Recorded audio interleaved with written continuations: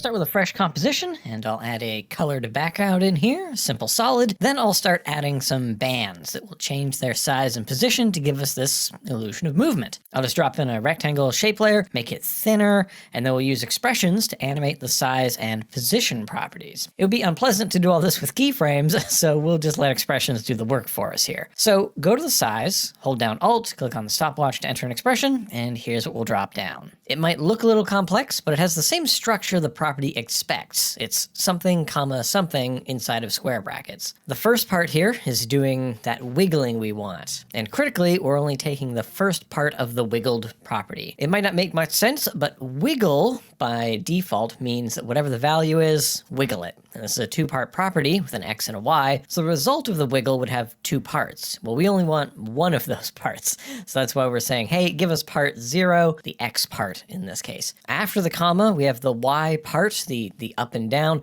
and we're just passing whatever the Y value is over here. That's why we're calling for part 1 in the square brackets. Now, the actual values you want to put into your wiggle may vary for you. The 5 here is asking us to wiggle 5 times a second or change this value 5 times a second. You may want this to update faster or slower, depending on what you're doing, but I find 5 is a good average, and then 25 here is the amount. So it'll make the box 25 pixels wider or thinner 5 times per second. Then we'll copy that expression and paste it on the position of the rectangle, tweak the values a little, fewer times per second, less change, and see what we have. Now, we're dropping this on the position of the shape. You might put it on the position of the group, or even the position of the layer if you like. There are many positions for you to move around, and if you like, you could even apply this to multiple position properties for some compound movement, but this is your project. You can get as wild and crazy as you like. Next, we should duplicate this band, make some more. The illusion works best when we have some variety in the scene. So I'll put another of these lighter bands here, duplicate that by hitting Command or Control D. That's going to duplicate stuff, make them a little darker, place them behind or some in front, scale them wider, narrower as you need. This is where you can really art direct your frame however you like with these elements. Then I'm just going to drop a little rectangular subject on here so we can kind of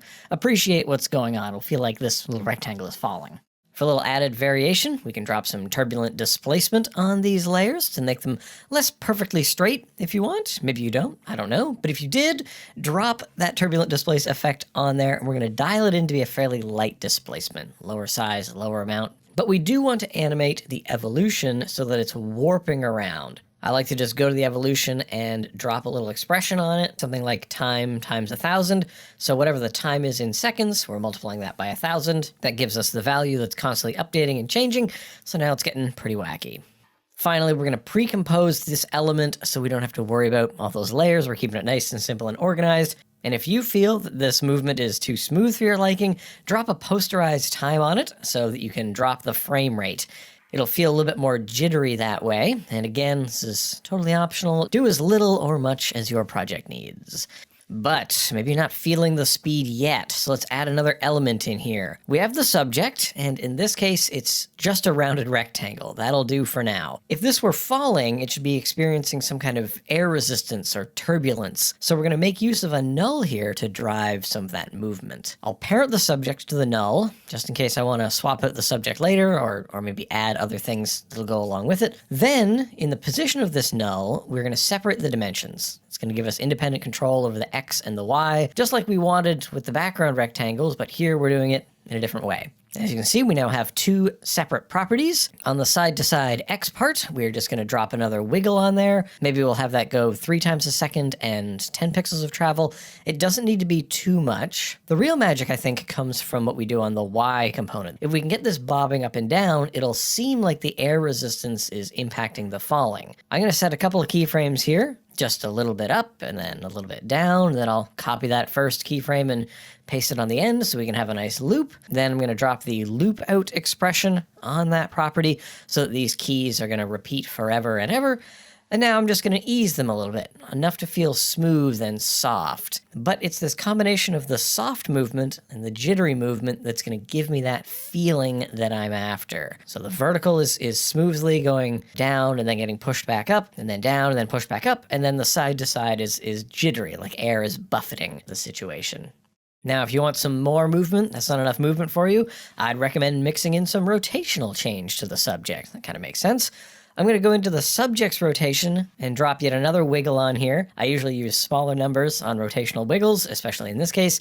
5 times a second and 5 degrees should be quite enough. And then I'm going to push the anchor point a bit so that the point of rotation is further down on the subject. So it's like the back parts here are flapping about more vigorously as the front part is cutting through the air. And in this case, we just have this single layer, this very simple object. But if you had, say, a 3D character in a weird mascot costume, you would want to use a similar principle when animating them, faking that wind resistance on the extremities while bobbing up and down gently. But wait, there's more. Not convinced yet that things are moving? That's all right. Maybe this will do it for you. We're going to add streaks moving up the frame to kind of sell this illusion. I'm going to make mine with shape layers containing a gradient fill. These are just a simple narrow rectangle. It's the height of the frame, and I've dropped a gradient on there, and the opacity here is changing from see-through to solid to see-through, but that's not the look you're after. These could be solid, these could be anything. It's totally fine. You might also achieve a kind of gradient using motion blur or directional blur as well. But we need to get these things in motion, so I'm going to drop keyframes on the position of that shape group, not the position of the layer. I want these to be animated on these internal positions, then I'll just use the layer position to put them where I'd like. So we're going to keyframe this going from below the frame to above the frame, and then a few seconds later, we'll just drop another keyframe in there. I'm going to put a loop out on here so that these keyframes are going to be repeated, but this last keyframe here, that's causing a pause so that we're kind of waiting before this thing re-enters the frame. And since we have one done, we can just put it where we'd like, move our playhead to where we might want to see another one show up, duplicate the original, move it over in space, and then move it in time, continue until we are satisfied with the density of these streaks. Easy stuff. Now, that's not the only way to do it. In general, we just need things moving up the frame fairly consistently to create this illusion of movement. So, how about we do this with, say, a particle system? A simple one of those should do nicely. We can make this happen with CC Particle World if you like. Classic, vanilla After Effects particle system. So, make a new solid. I'm going to make mine white. Drop CC Particle World on here. Change the particle type here to lens convex. We're going to bring the producer down out of frame, and then we're going to make it wide enough to fill the whole frame. We're going to turn velocity down because we don't really need these things exploding. Then we're going to crank the gravity down, so the particles are rising up all the time. Look at them go. Whee! Then we're going to take this base and style it up. So let's make sure the opacity over life is full on for these particles. We are going to make these smaller particles, and then we're going to add a directional blur on here. Just crank that up. Of course, now we can't really see anything, so I'm going to add a levels on here and pinch the alpha till I can see what I'm after. Look at that, some wonderful procedural streaks. You might play around with whatever particles you like, though. Maybe you prefer some very thin lines and none of those effects. It's wide open, but this is just a couple ways to create these streaks. As long as things are moving up the frame, you're going to be fine. You could have different kinds of streaks. You could have multiple sizes or depths or speeds of them. As long as something is moving up, it's going to feel like our subject is falling down. But there are 3 techniques you can use to get just about anything look like it's moving while we're not going anywhere at all. A nice undulating background, faking the air resistance on the subject, and then some speed lines.